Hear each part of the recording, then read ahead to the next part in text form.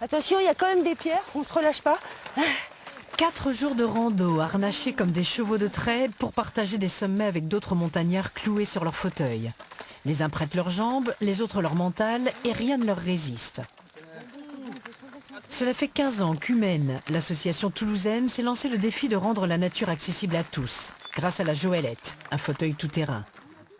Ça paraît totalement surréaliste, une telle accessibilité pour des personnes dont a priori c'est pas accessible la montagne. Et en fait, c'est quelque chose de très technique la Joëlette, extrêmement technique, une invention incroyable. Donc chaque pierre, chaque creux, tout Exactement. ça, ça compte. Et gentil, enfin, je préviens les pilotes arrière et les parades. Il faut que la roue passe là où il y a le moins de sauts et d'obstacles pour le confort du passager quand même. Et quand dit le passager? Non, on s'éclate. On s'éclate, c'est ça? Ouais. C'est la première fois qu'ils partent pour une randonnée aussi longue et aventureuse. 23 valides, 3 accompagnateurs en montagne et 6 personnes handicapées, dont Kevin, infirme moteur cérébral. L'effort, est-ce qu'il est 2 fois supérieur dans l'énergie dépensée pour faire avancer ton corps? C'est le mental, c'est quoi? Tu souffres? Non, pas de. Je peux arriver. Tu veux y arriver? Oui. Qu'ils tirent ou qu'ils soient assis, tous payent leur participation à l'association en fonction de leur implication physique. 300 € pour celui qui est assis et 150 pour celui qui tracte. Rien à voir avec une bonne action, c'est une synergie entre valides et non-valides qui leur permet d'atteindre ensemble un sommet à 2600 mètres.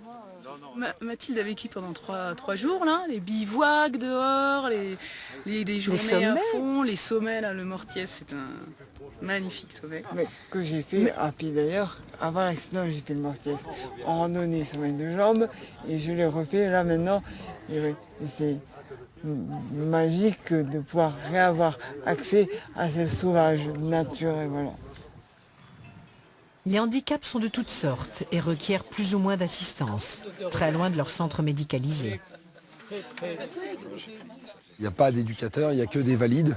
Il y en a qui ont une fibre pour s'occuper des personnes handies, d'autres qui n'ont pas la fibre pour le quotidien, mais par contre vont être très motivés pour tirer. Donc chacun trouve sa place dans le groupe.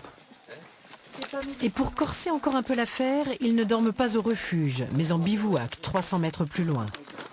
Allez, saute. Eric, infirme moteur cérébral de naissance, doit être assisté du lever au coucher. C'est bon. À cette altitude, il n'y a pas d'infirmière, mais des aides de camp que rien n'arrête. Même pas l'inconfort d'une nuit à la belle étoile. Donc là, après, on a fini. Tous les randonneurs font ça. Tous les randonneurs font ça, c'est classique quoi. En fait, Eric est ingénieur au CNRS de Toulouse, astrophysicien. Voilà ce qu'il écrit. J'aime les défis, bien plus qu'une petite vie pépère, et rien ne me rend plus heureux que de réussir ce genre de challenge qui au départ peut paraître un peu fou. Bah, bonne nuit, hein. bonne nuit. Le pari est fou, mais assez simple à réaliser. Il pourrait s'étendre à nos grands-pères, à nos grands-mères, à tous ceux dont les jambes font défaut et qui se retrouvent coincés en ville.